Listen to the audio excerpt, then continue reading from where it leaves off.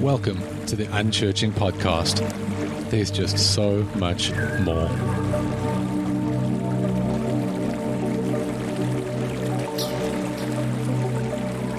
Welcome back to another week. Man, I'm so happy to have you all here.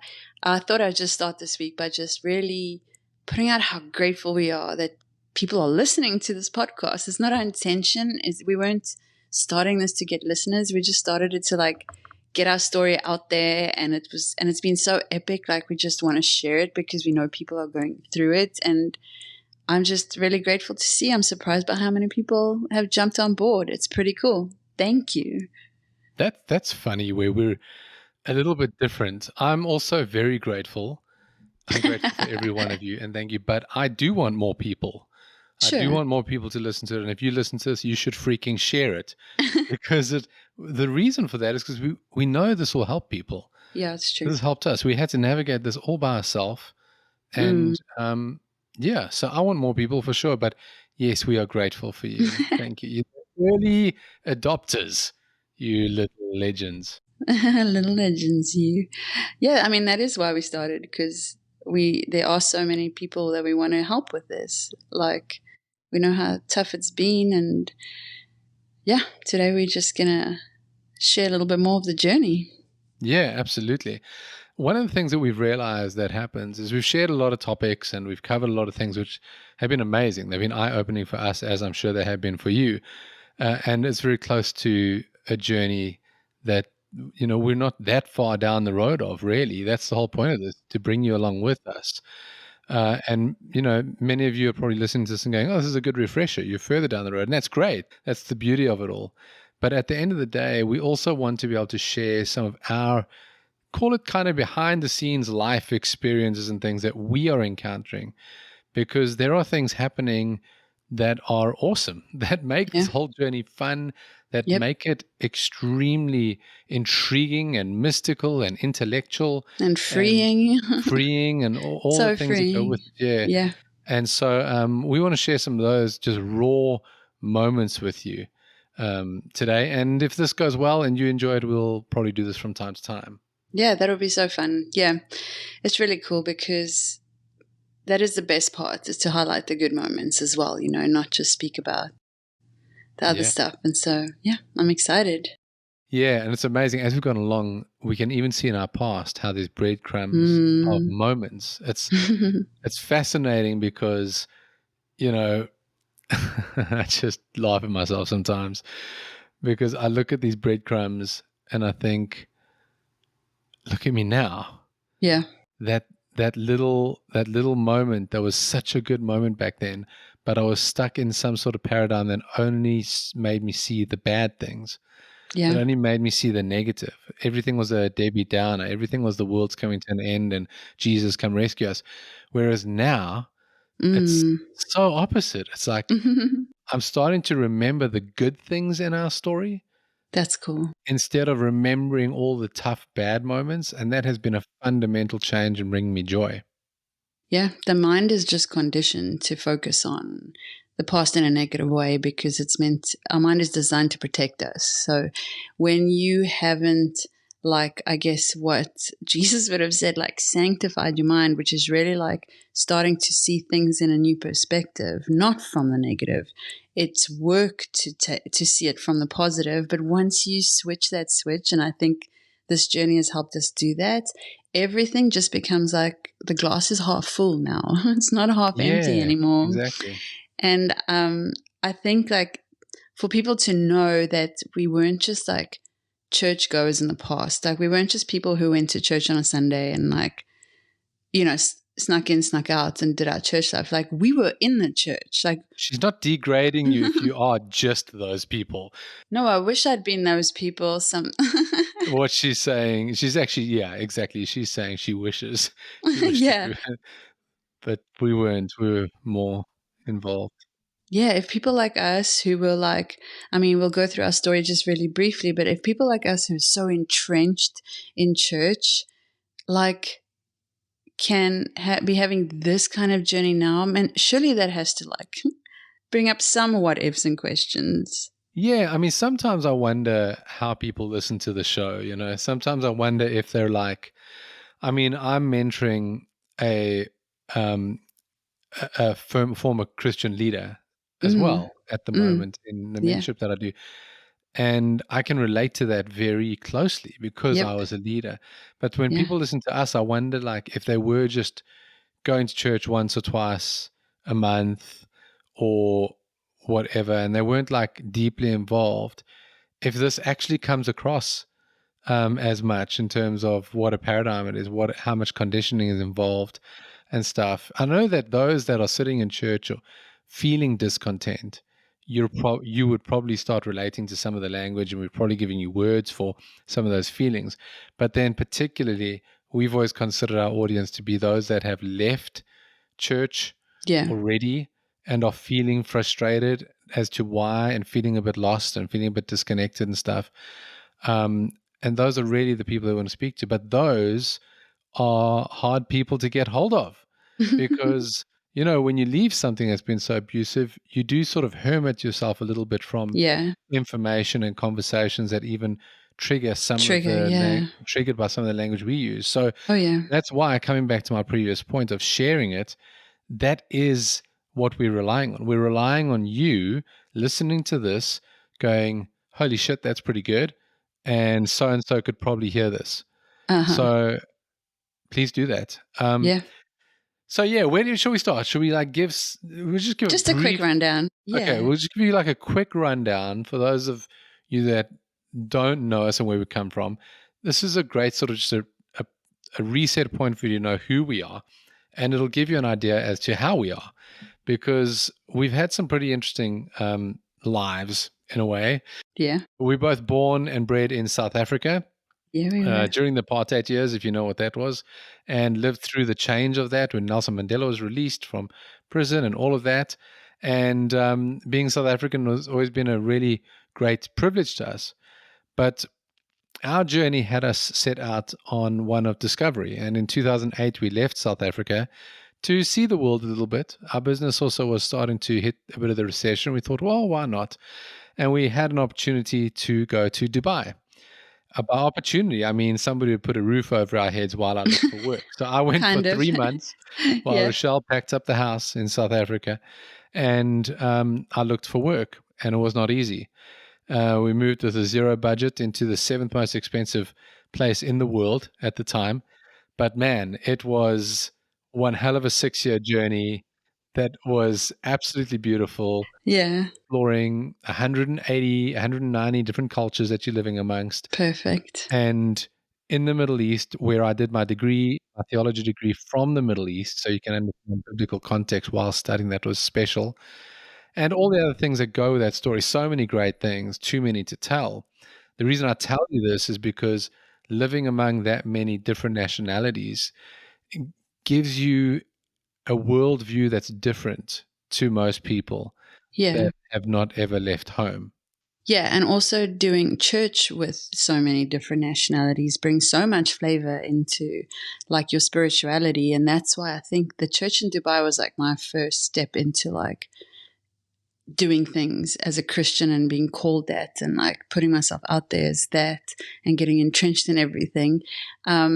But it was magical because there was so much flavor and we saw real things in that church. You know, we saw a lot of things happening in the sense of like dreams and visions and people being healed and like things that the charismatic movement was doing. We saw it and it really happened.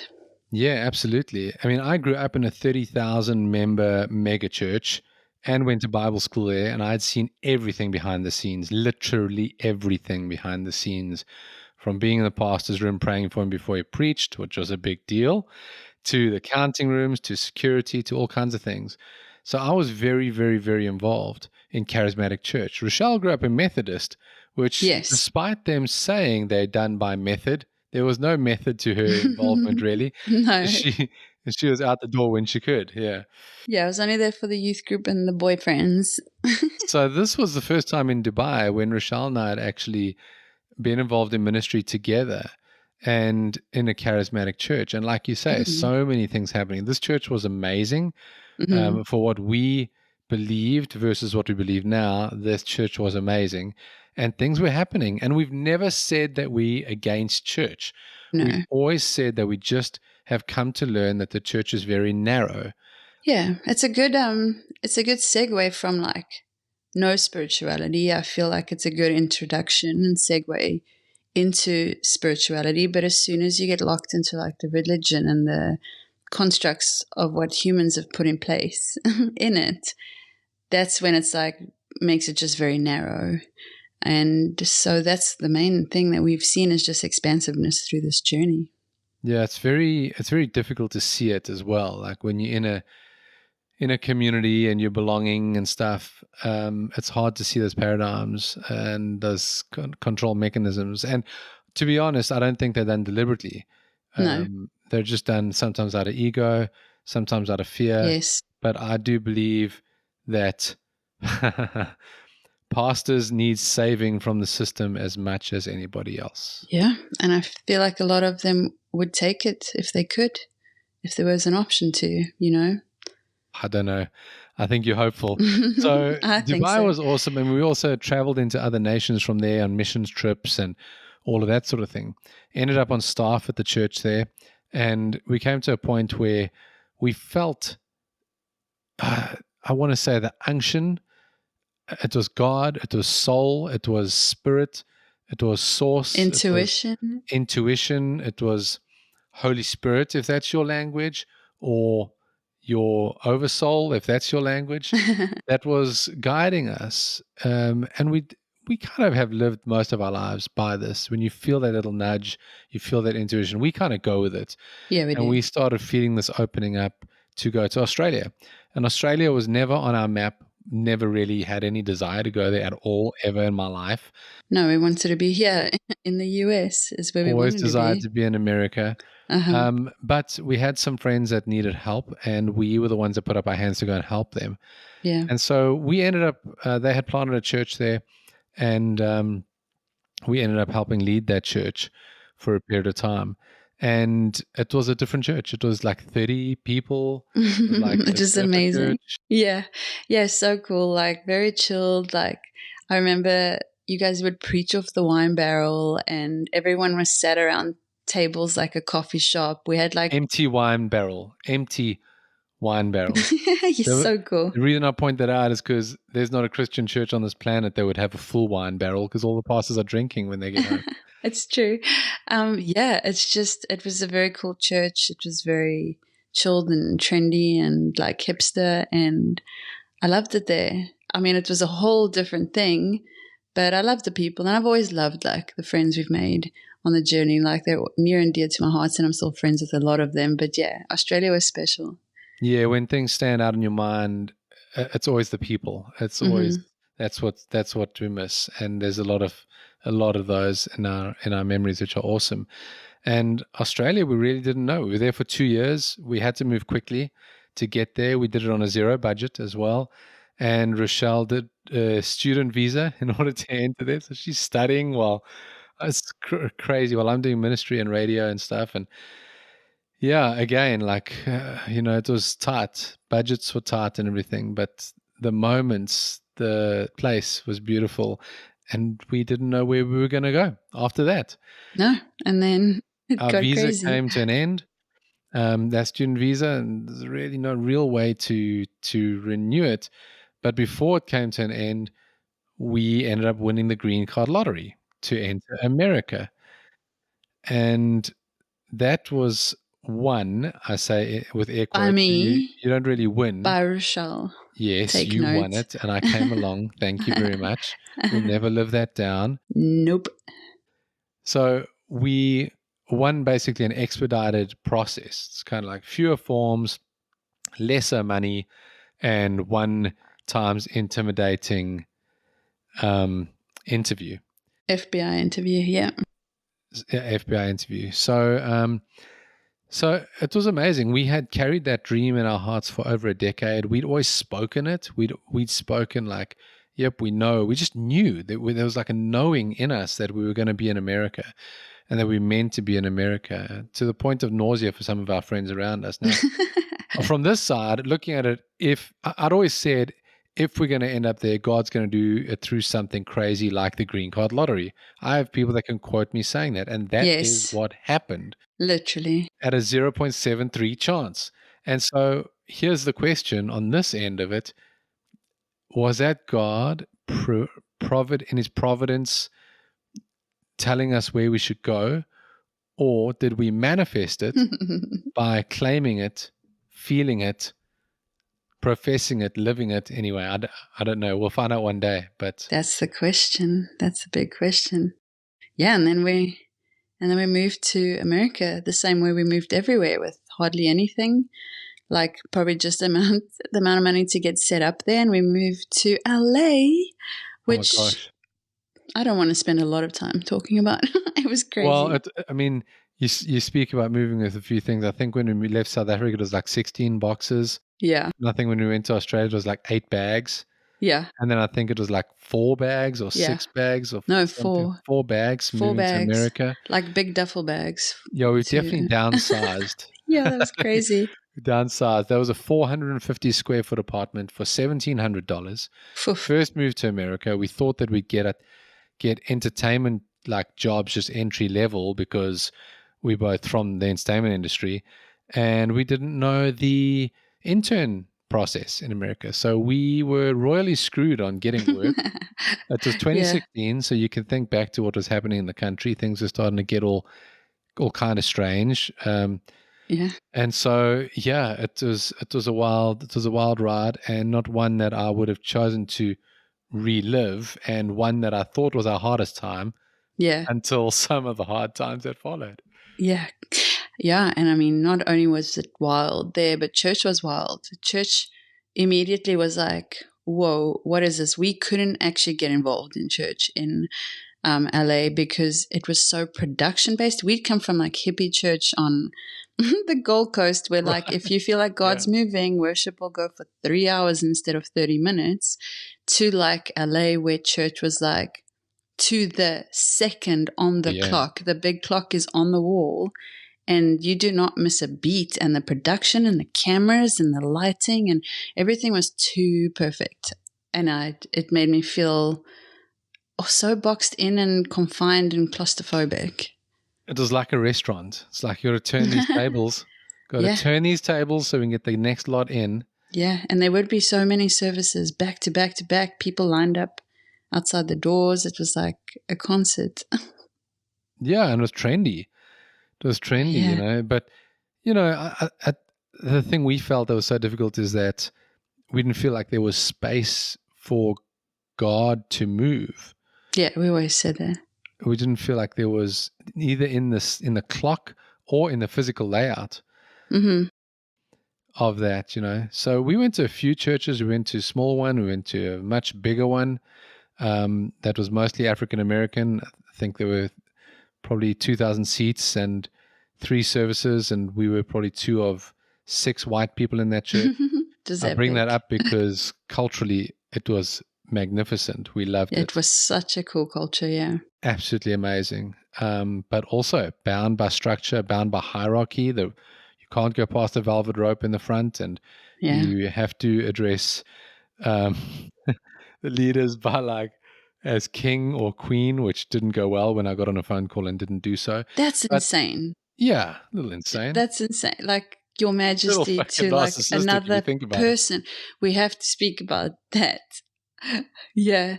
Oh, well, no, we don't have to speak about it now. But yes, how much of that we saw in the church, like the ego side of it. Oh, yeah. It was crazy. But yes. Just as a side note, we see that ego so much more now. And it's so much less acceptable now that we have journeyed through this and seen ego in ourselves. Oh, it's been one of the biggest stories in this journey, is that ego death that you go through. From LA, we moved to Austin, Texas, where we had some friends that said, hey, take a break, come and have a look. And it felt like a good place to make a stand. And Austin has been home to us now for... We've almost been in America 10 years. Next year, 10 years we've been in America. So yeah, Austin was like 8. 8 years in Austin, Texas. Never in my life growing up did I ever ever think I would live in Texas. Never. Never. The only thing we saw that was Texas from South Africa was the TV show Dallas. And I was like, Yeah. nope, nope, nope, nope, no. Yeah. And all you can think of is wagons and tumbleweed. So true. But Yes. here we are, and like, I think the coolest city in the US. It's so trendy. I love this city. It's Epic my place. favorite. Yeah. Epic people.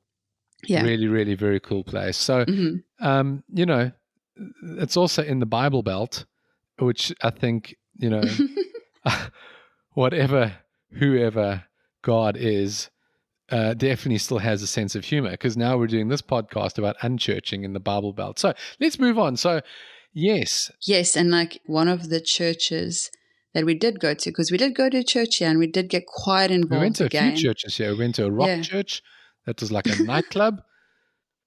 You could hardly see. I mean, you trip over your own feet walking in. You got to you got to time it so you arrive. You're not being late for church. You're just arriving once the lasers are on, so you can find your way. Oh my gosh.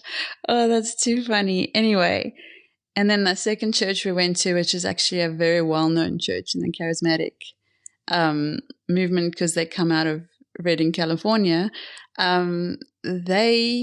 that's where we saw a lot of that whole ego thing. Because it's a thing for me that, because this is what we're speaking about today, like our perspective from where we are now, what we've learned and seen in ourselves that is either different in the church or tethered to what we have experienced, and it's made this so much more expansive. But especially in that church, just really being told what to do, like these expectations that are put on people.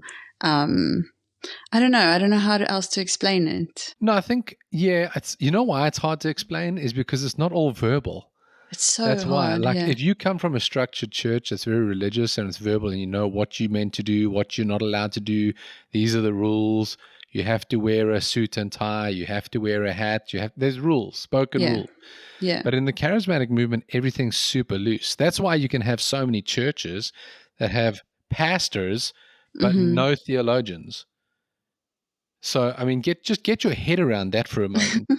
Just get your head around that you have pastors leading you, preaching to you, but have never learned how to correctly exegete scripture, have never learned anything about contextual analysis, have never learned anything about the Greek, the Arabic, just other religions, worldviews. I mean, okay, anyway, I mean, that's why. So a lot of it is not spoken. A lot of it is just implied about how you need to behave and how you need to fit in and all of that. It's a culture. Other than that, if it is spoken, it's passive aggressive. So the one thing I hated from the stage, and I don't think I ever did it when I preached. I really tried not to. I'm sure is that you a pastor would go to one? No, I don't think I did it. Okay. I mean, you all can go find recordings of my preaching if you dare, but rather listen to the podcast.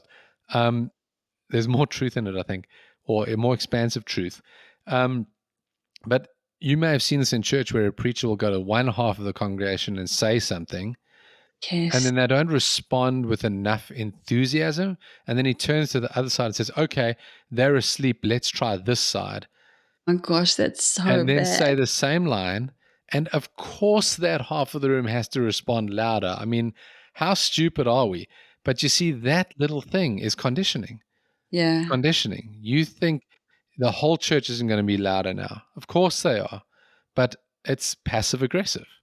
Yeah, and not only is it passive aggressive, but it's purely being controlled by the ego. And so when we speak about the ego, and I want to move to like the positive side of this, when we speak about the ego in the Christian church and in the world, it doesn't mean if you have ego, you're a narcissist. We confuse those two things. We all have an ego self that's part of our psyche. And then we have another self within us, which is our pure essence soul. And so when you operate from the ego that is in the psyche, it's about me, myself, I, and everything is self-driven and it's for self-preservation. When you take that away, the authentic, true version of you comes through. And we've seen glimmers of that in people that we've met. But to be honest, only up until this journey of awakening do I feel like I have met, in a spiritual sense, in a spiritual community, met people who are operating more from their authentic soul, self, light version, and rather than from the me, my, I version. And it's my favorite thing about this journey. But the ego death is the hardest thing to go through this awakening process too. Yeah. And you can't not go through it. You have to go through it, because your ego is programmed to act a certain way and be a certain way. And it's also not only about what you think you should get and what you deserve. It's also about what you feel you don't deserve. And that's where your victimized mentality comes. Oh, it's being done against me. And no, somebody's just being free around you, and now it's against you. But anyway, the ego death is something crazy to go through. What are some of the things that have stood out to you? Because I know there's a few particular ones for me.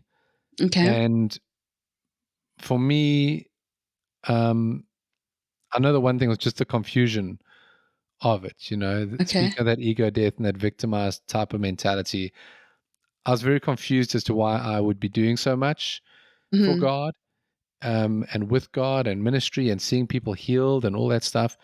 But when it came to like my own needs being met, God wasn't moving. Yeah. There was a lot of moments on many different topics that I just felt only after the fact. I felt frustrated during the fact. Maybe I wasn't, and guilty. Maybe I wasn't praying enough. Maybe I wasn't, I don't know, clean enough. I don't know. It's supposed to be an unconditional God, but there seem to be all these conditions when God's not moving for you.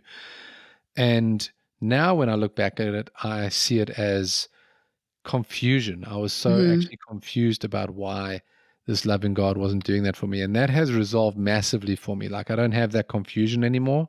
Yes. Like, I understand how things work in a much clearer way.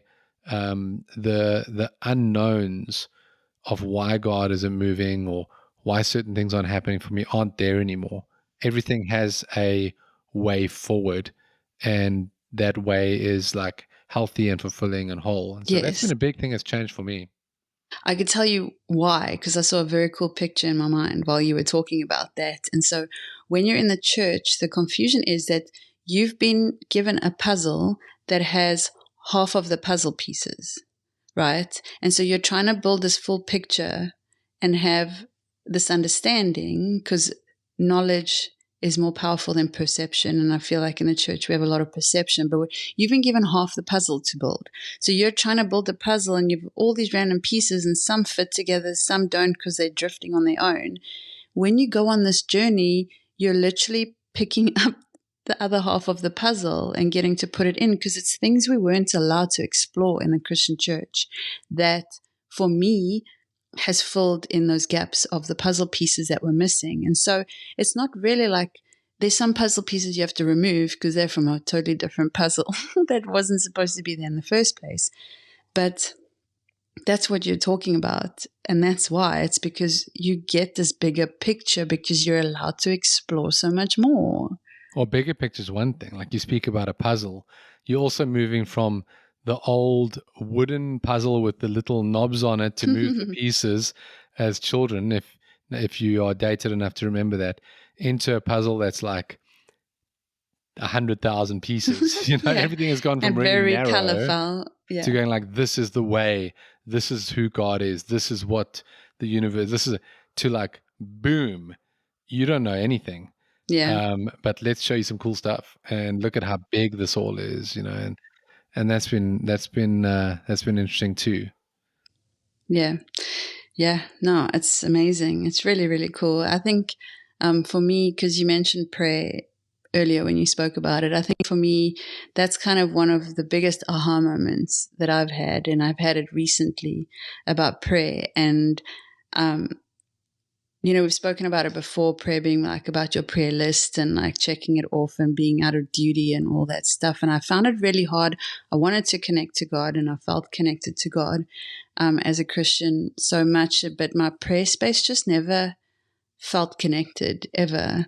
I tried, but it never did. And now being able to dive into meditation, where you are meditating on things that are beautiful, expansive, universal. Like, there's so many beautiful things when you're meditating on thoughts that are positive and pure towards yourself, and repeating things to yourself as a divine being during meditation. I'm like, this makes me feel closer to God. This feels like prayer to me. And so something that's really been redeemed through this journey has been my communion, and like conversation with God is so pure and so real and so tangible now. And I love it. Yeah, totally. I couldn't agree more. I feel closer to God, closer to myself, closer to others, closer to the universe as a whole and earth. I feel, it's just, you feel alive. You feel Yeah. like you're not shrouded by this negativity all the time, or this exclusivity either. But yeah, totally. All the tools that we have discovered are things that you want to do because they really make you feel more alive. Yeah. Whereas even for me, like you said, even for me, I was involved in the church for 40 years. Yeah. I walked up to the front to pray the magic Jesus prayer at 6 years old. Yeah. You've spoken about And this. And 40 years, in 40 years and 7 years of formal study, right? And all of the ministry, all the leadership, everything.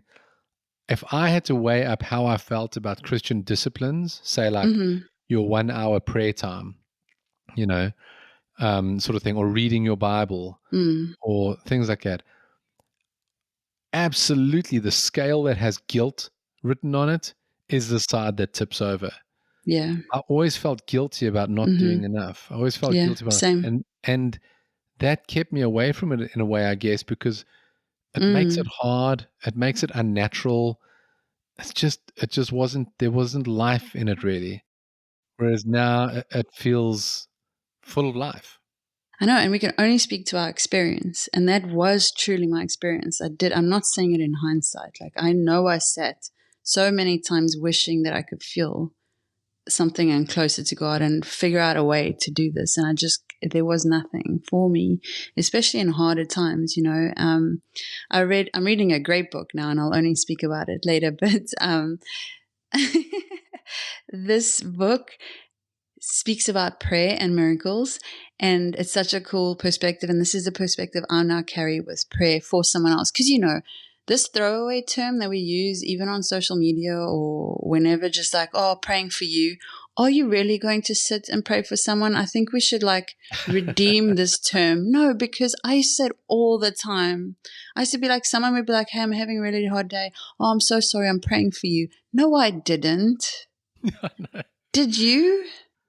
Maybe if it was like a big sometimes thing, but if it popped into my head, but we've just used it as such a throwaway term. This I'm praying for miracles for you. Like, it just became like a slogan, a jargon that we used in Christian there's other things church. as well. It's like, I'm just going to love on him. I'm just going to love on him. Then you never hear from the person again. Oh my gosh, Like, yes. what kind of, that's loving from a distance. From a distance. Oh, no. Very middle in there. No. So this book speaks about prayer as it's done in pure love for someone else. It's because you are in excess of something. You are in abundance of something that they are lacking. And all prayer is taking this abundance that you've been given and blessed with, and it's probably something that you have worked hard to gain, like peace of mind, like health in your body. Someone doesn't have that. I get to come and love on you, and I get to transfer what I have in abundance to you into your place of lack. And that is how healing happens, and that is how miracles happen. And so for me now, it's like, there's no pressure to pray for someone. There's no pressure to, if I text someone and say, hey, I'm praying for you, all I have to do is visualize energetically parts of me that are whole being transferred to them. And it's not a duty. It becomes so natural. And could you imagine if the whole world was just operating in I'm healthy, that guy's not. Let me go give him some of my loving energy and some of my health. Yeah, it's a pretty cool perspective. That's what Jesus did. It's a cool way to look at it, for sure. Yeah. It is a cool way to look at it. It's pretty amazing when I think about it. There were preachers that never got their own healing, but managed to heal others. Mm-hmm. And so what abundance were they giving out from? It wasn't the abundance of the system they were in. It wasn't because they were a Christian. It wasn't because they were a healer. It's like Smith Wigglesworth, for example. Many people healed, but he was deaf in one ear his whole life. Never got healed from that. Yeah. I believe it was Wigglesworth. I stand corrected. But my point is, like, he was giving out of a soul realm of abundance that wasn't even his paradigm. Yeah. You know, That's cool. Because he was actually believing that externally God was coming and healing these people. But you see, that's the thing. That's a hard thing to swallow after Christianity, that you actually have an integral role and that you actually have power, that you're not. That's probably one of the biggest things that switched for me, is that I'm not relying on an external God somewhere, hopefully moving for me. That was a big switch. If I do enough, or if I'm part of the right denomination, or if, Yeah.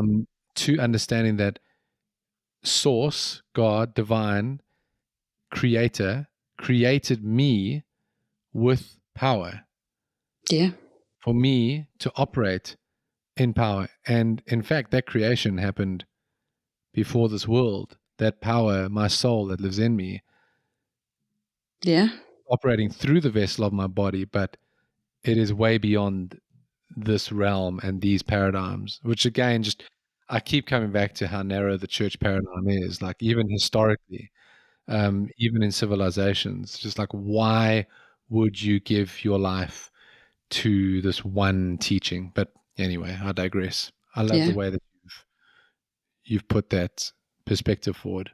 Yeah, it's one of my favorite things now. It really is. And I think another thing that it kind of leads to is just it leaks into everything you do now. And we actually, it's amazing because I know when I was a Christian as well, like if I'd have hard situations pop up, my first like go-to would be like, no, why God? Like, why me? Like, it was always like a negative reaction to like, whatever, you have a car accident and, or just like a bumper bashing. And you're like, you know, you send your group text out and brothers and sisters, pray for me. My day has just been so hard.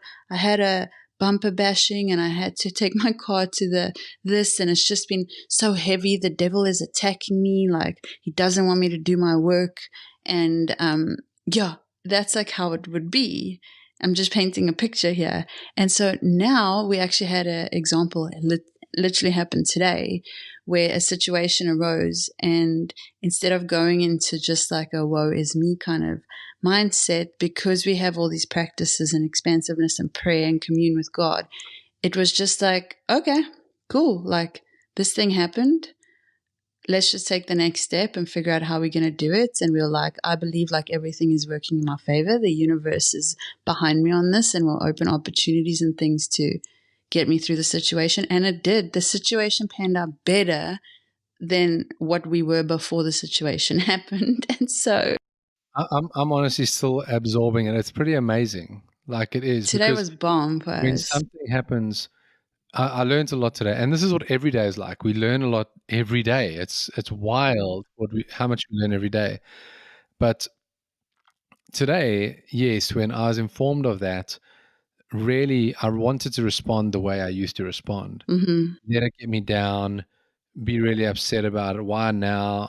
I'm trying to still heal. I'm trying to do this. I'm trying to do that. Like, why now? It's this. Oh, it's admin. Oh, so just go down that road. And yes, I could feel that that's not healthy. But I think it's triggered because your response is automatically to go back to how you would have acted before based on the memory you have. And your memory tends to tell you things that were negative. It tends to highlight the tough parts. And so you think of the tough parts immediately, and that's where you tend to start heading into the toughness of it.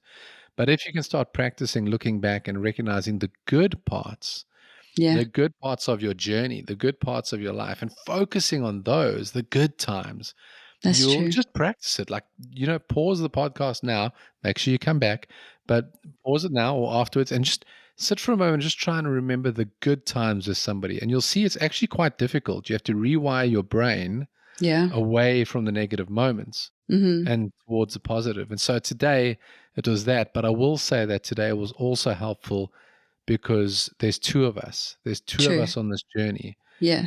And I know that there's difficulty when one person is awakening and the other is not. For Yes. us, we're very, very privileged to have each other because you came into the kitchen and you just started speaking affirmation like, this is good, it's all good, it's going to be, don't go down that road, it's all okay, everything. And that really helped me. I have never in my life responded to a situation that way. Like, I mean, in this journey, maybe in the last couple of months, it started changing, but you have these little glimmers of like the old you. But today was just, inside of me, nothing shifted. There was no emotion towards the situation. And I, that's like awakening. That Yeah. is what it is when you find this very neutral ground. It happened to one of our friends the other day as well. It was beautiful to see, and I think it might have activated it in me. But we were waiting for a parking to turn into a parking at Barton Springs, and it was busy. Like Sunday, it was busy. And we had our indicator on, and we were waiting for like a whole minute for this parking. That's a And signal light for the Americanos. and as the car reversed out, this woman came from the other side and took our parking right in front Listen of to the us. voice change. Very It's just upsetting. because it was wild to me. There were 5 of us in the car, and I think all our jaws just dropped. But our friend who was driving in the front seat, he just wound down his window, looked out the window at them, didn't react, didn't say anything. His energy didn't shift. He just stayed neutral. And I was in awe of it because I know you would have been yelling out the window. I would have been like, yo, Don't get put out that the on car. me, Ricky Bobby. How dare you? You speak for yourself. Speak for yourself. Oh, that's funny. But no, it's good. It levels you, makes you be more you and not in the program. The program tells you want to wind down your window and yell at someone because that's Yeah. my parking. Get revenge. How dare you take The my ego. parking? You just said my. Yeah, Exactly. That parking exactly. is not yours. Yes. Crazy, Exactly. right? And we have another friend who was in a wreck with his brand new truck Mm. and just unavoidable. And yes, it was definite downer, but the way he handled that was phenomenal. He was like, okay, well, it's not really my truck. It's a Mm-hmm. truck that I Mm-hmm. have. Mm-hmm. And then he extended that to what can I learn from this?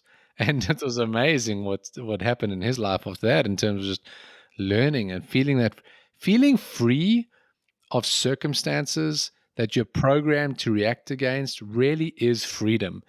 It's a beautiful, beautiful thing. And so, I encourage you to do that, and I don't encourage you to be our friends because apparently they all go through things like we do. Oh, it's amazing. It's just cool to see. So prayer was one thing, praying for others, and that we got to experience that and practice that, and that's changed now. But for you, one of the things was the prophetic. Oof. Like in church, you were very involved in like starting to interpret dreams and colors and numbers. You even taught about it, and Yeah. you would dream a lot. And some of these dreams had real meanings. A lot of them guide our life. In fact, one of them still guides our life.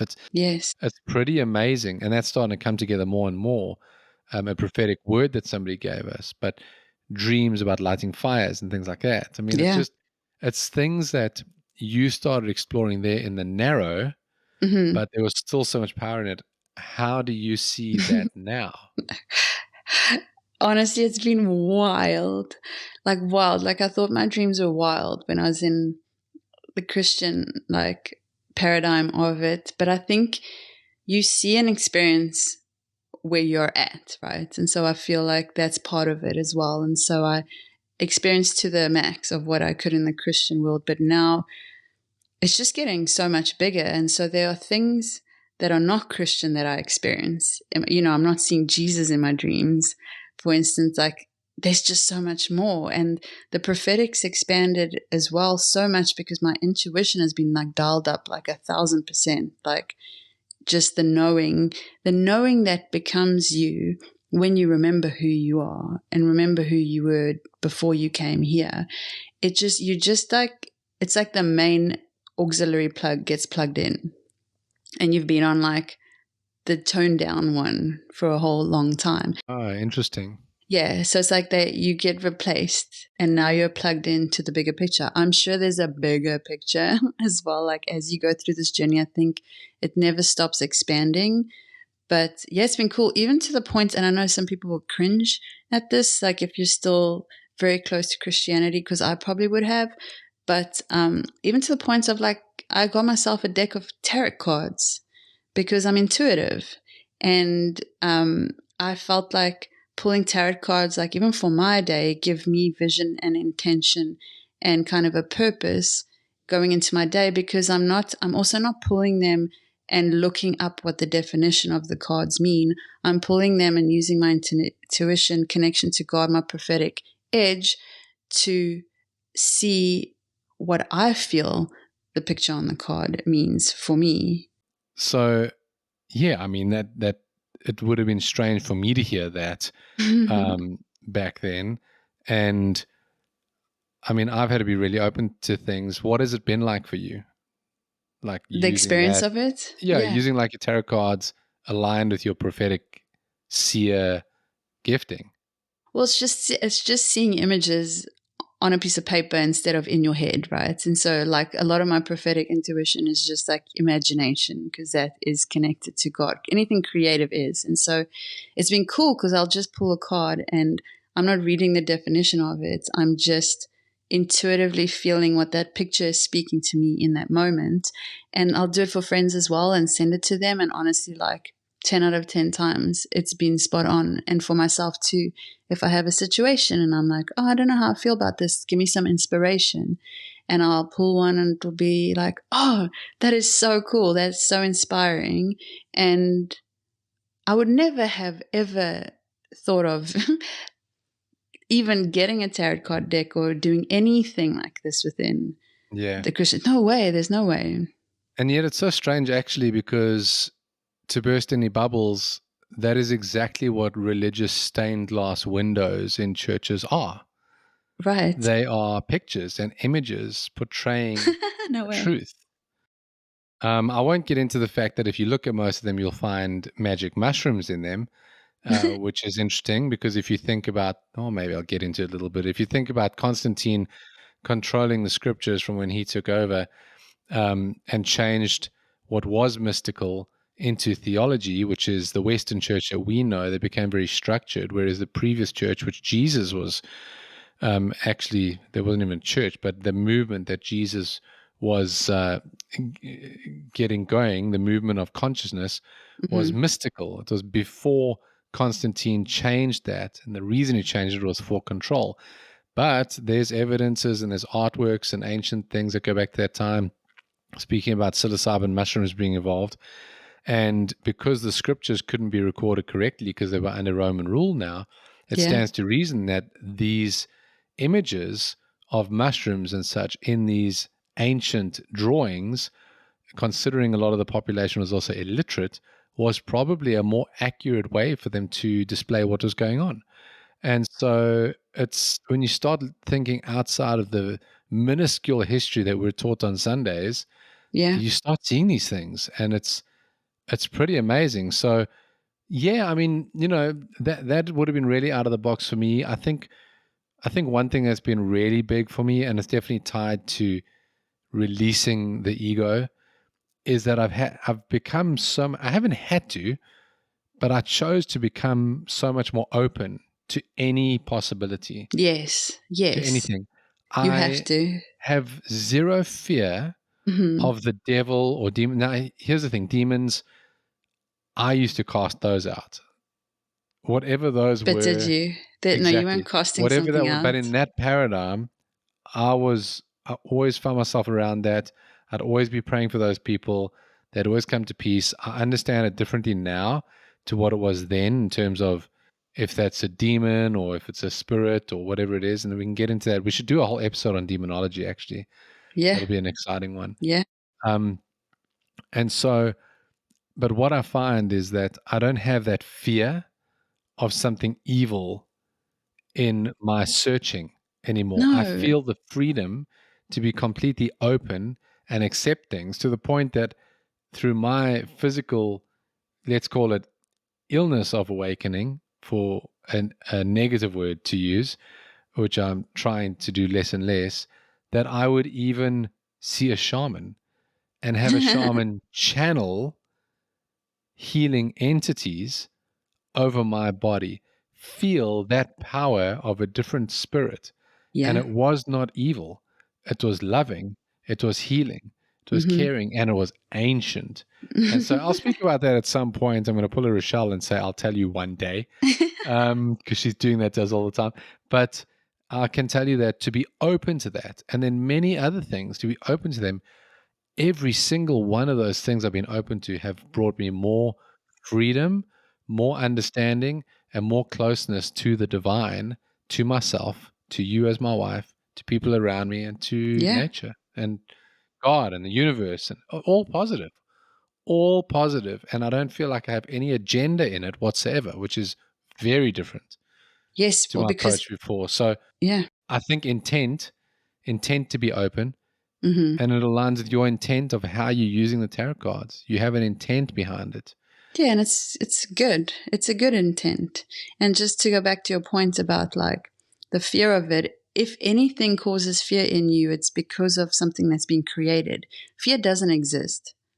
Fear doesn't exist because if everything is perfect love, I know fear exists. I'm saying if everything is perfect love and the divine is perfect love, for fear to exist, you have to construct something. It's not God made. It's not out in the world. You can't catch fear.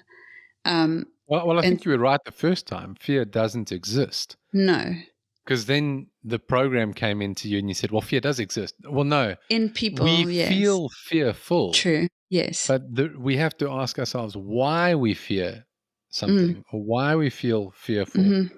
Yeah, And that generally, or that will always come back to a lack of conscious presence and yes, allowing a program, a rhetoric, a conditioning, a world system to dictate how you're feeling. yeah, yeah. Oh, there's so much goodness on this If you want side. more on that, listen to the presence episode. I think Yes, that was very good in overcoming fear. mm-hmm. And yeah, so there's been so many things. There's been, oh man, it's just every day there's something. I mean, we've woken up to an entity in our room that was just full of love, and we've had dreams that were not dreams. They felt like you were physically in a different place and Yeah, on different planes and things, all love, all constructive. yeah, Yeah, I mean, just there's been more spiritual activity so much more. in our personal lives Yes, in the last, like, whatever, 6 months even. not even that much. It's been really recent that this is all kind of kicked off for Yeah, us. Yeah, yeah. But more than, like, even all of our years in the church that we had spiritual things happen in our private lives. as soon as we let go of the constructs, as soon as we stepped out of the ego, and as soon as we were open to the possibility of anything, that's when things started kicking off for us. 100%. It's those three things that really solidified like the launch of the epicness that is happening right now. Yeah. So if you have one more thing, one more experience, one more thought, one more change, last one, what would it be? Empowerment. I've never felt more empowered in my life.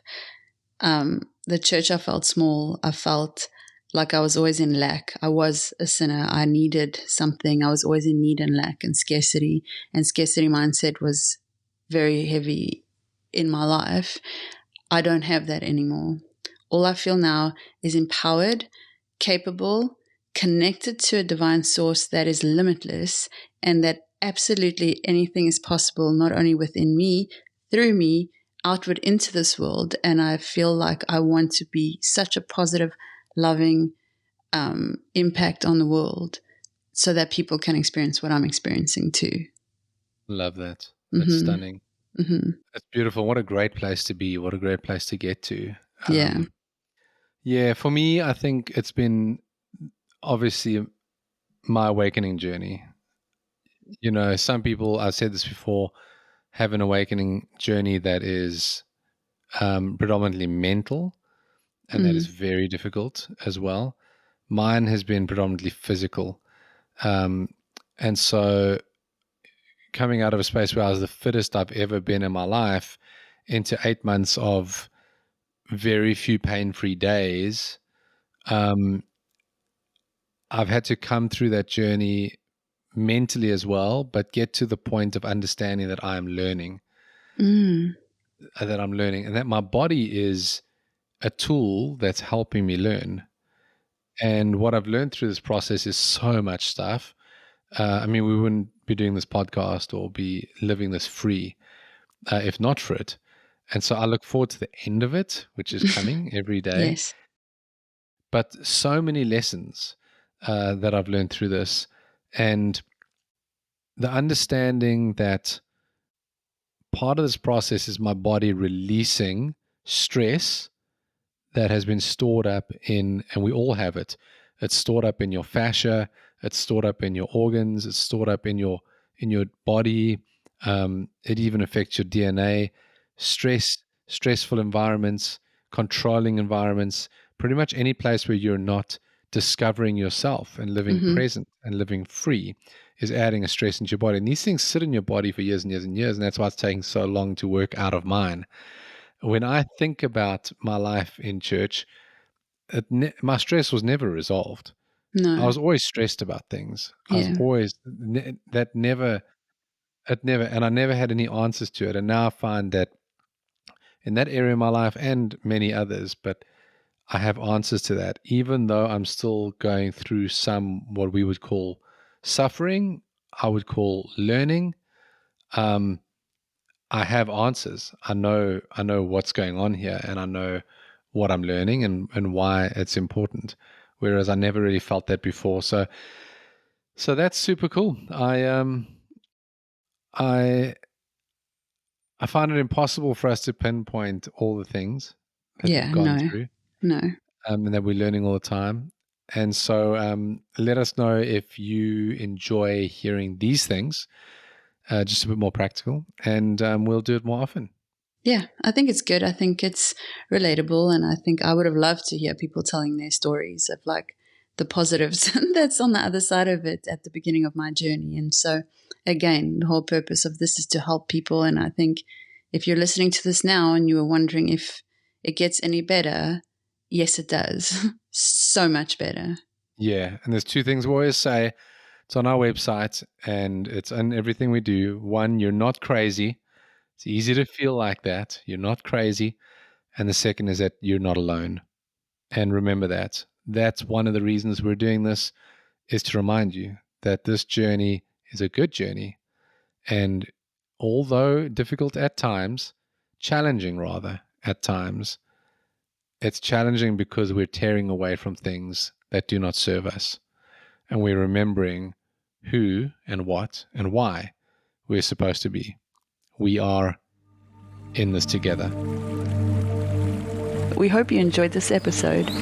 If you found it valuable, please share it with someone who might need it too. Head over to unchurchingpodcast.com for more resources, or to book a free mentorship call. Sometimes you just need someone to process with. Remember to subscribe to the podcast and follow us on Instagram at Unchurching Podcast. Till next time. Cheers. Ciao. Goodbye.